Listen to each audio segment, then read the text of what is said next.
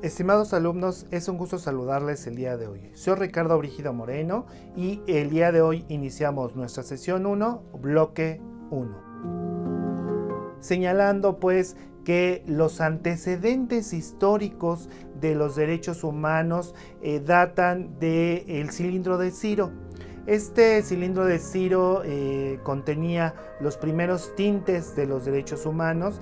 Ciro era un rey persa que en su momento liberó a los esclavos, dio a conocer también la libertad de culto, entre otros aspectos. Entonces se le conoce como este antecedente de los derechos humanos. Posteriormente podemos visualizar en Inglaterra este contexto de la Carta de Juan Sin Tierra. En ese momento el rey Juan Sin Tierra otorga por primera vez derechos humanos a los plebeyos. Pasamos a Roma, en el cual teníamos patricios y plebeyos. Los plebeyos en la época de la República también empiezan a adquirir estos derechos.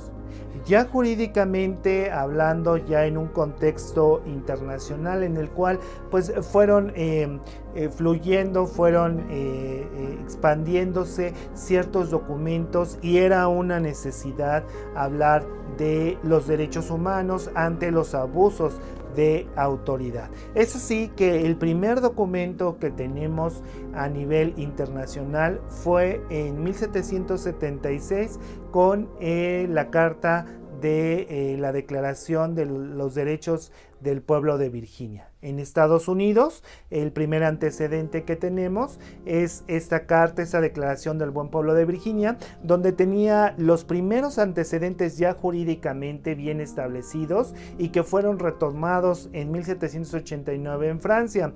En esta Declaración de Estados Unidos del Buen Pueblo de Virginia podemos visualizar derechos de primera generación, derechos básicos como el derecho a un nombre, el derecho a un domicilio, el derecho a la propiedad, ¿sí? Venía también el derecho a un juicio justo. Fue así que empezaron a surgir y empezaron a evolucionar, que se tiene contemplado en 1789 en la Declaración de los Derechos del Hombre y del Ciudadano en Francia. Pasamos de Estados Unidos a Francia. Esta declaración fue pues de gran relevancia porque a nivel internacional es el parteaguas para hablar de los derechos humanos, derechos del hombre y del ciudadano, y se dice que Francia es la cuna de los derechos humanos.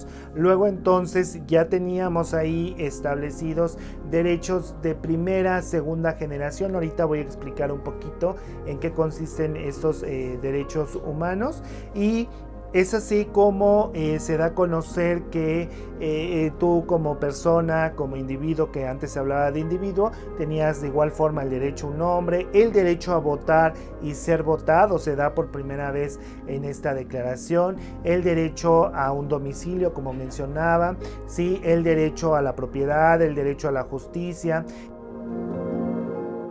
Tanto en esta carta de declaración del Buen Pueblo de Virginia como en la carta de los derechos del hombre y del ciudadano hay una corriente filosófica que se tiene bien clara, que es el justnaturalismo, mejor conocido como el derecho natural. ¿En qué consiste este justnaturalismo? Pues esas cartas señalaban que por el simple hecho de ser persona poseemos derechos humanos, que hay un ser supremo, y aquí hablamos un poquito del aspecto dogmático, donde hay un ser supremo, ¿sí? Llámese Dios, llámese como usted le quiera llamar, hay un ser supremo que nos otorga derechos humanos. Por eso hay veces que al siglo XXI el aborto sigue causando revuelo en el aspecto de que, pues, si Dios te da la vida, ¿cómo tú vas a quitar la vida? Entonces, esa corriente filosófica del justnaturalismo lo tenemos ahí bien claro en estas dos declaraciones,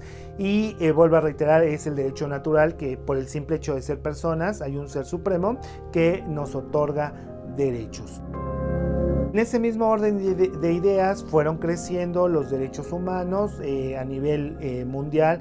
Se tuvo una Primera Guerra Mundial y una Segunda Guerra Mundial. Esta Segunda Guerra Mundial fue el parteaguas para que la comunidad internacional pues pusiera ahí latente esta parte de la paz.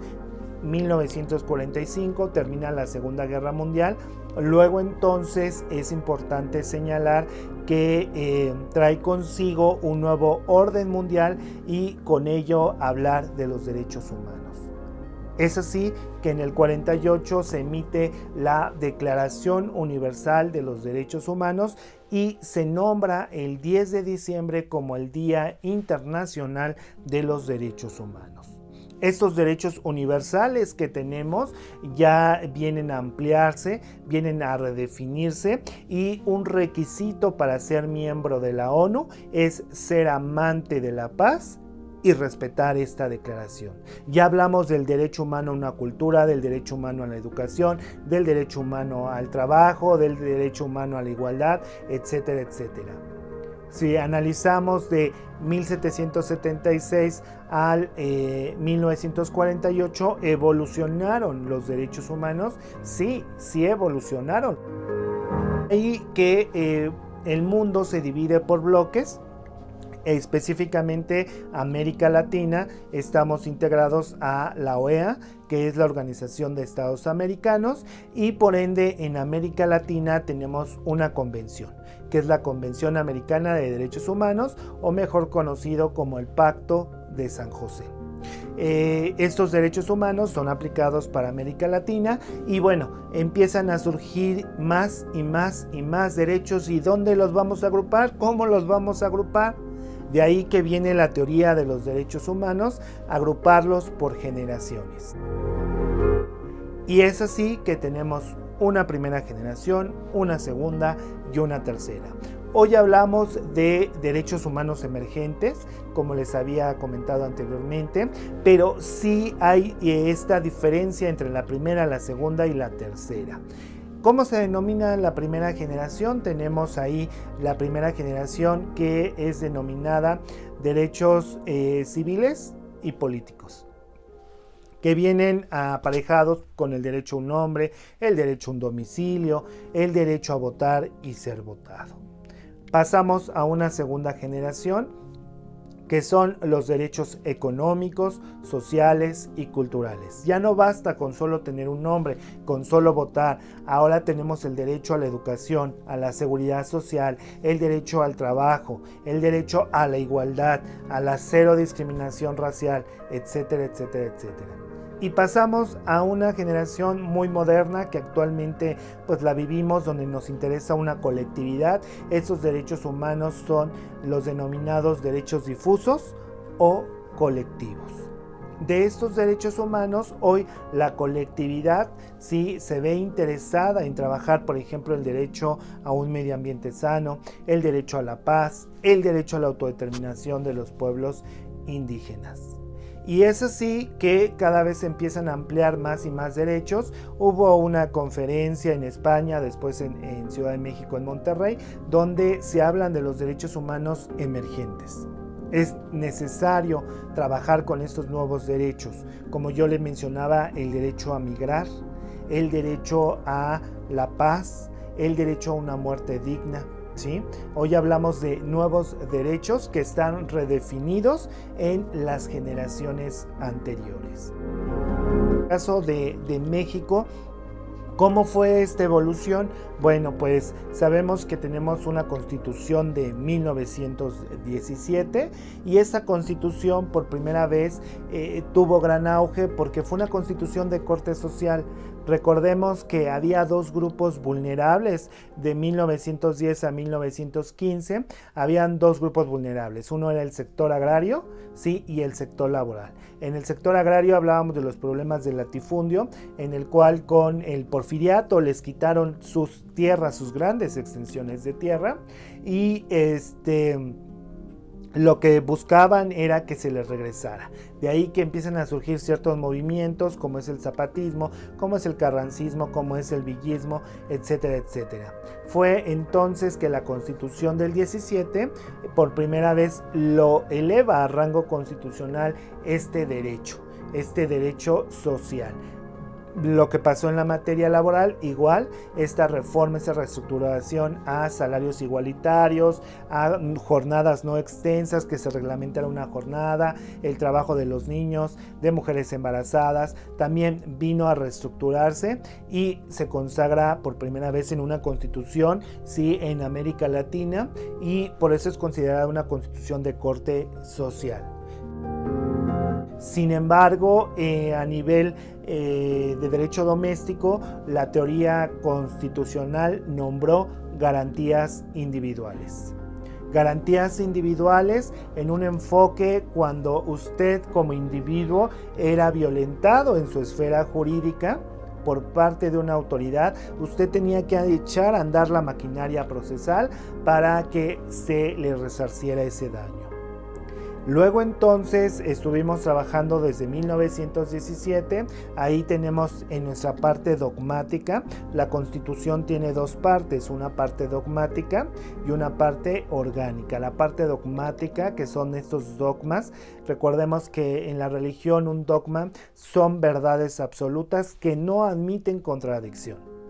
Luego entonces en la parte dogmática tenemos el derecho a la libertad de expresión, el derecho a la libertad de imprenta, libertad de tránsito, tenemos la libertad de asociación, tenemos esta libertad de la educación, tenemos garantías de seguridad jurídica, etcétera, etcétera, etcétera. Tenemos ahí un conglomerado de derechos humanos que lo invito a que lo consulte, pero hablábamos pues que en 1917 lo nombró garantía individual.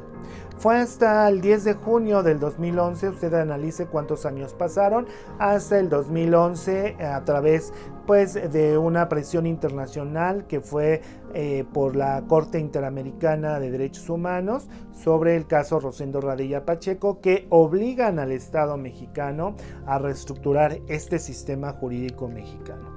Este sistema jurídico mexicano fue reestructurado y cambiamos el término, sí, garantía individual a derechos humanos. ¿Son lo mismo? No, no son los mismos.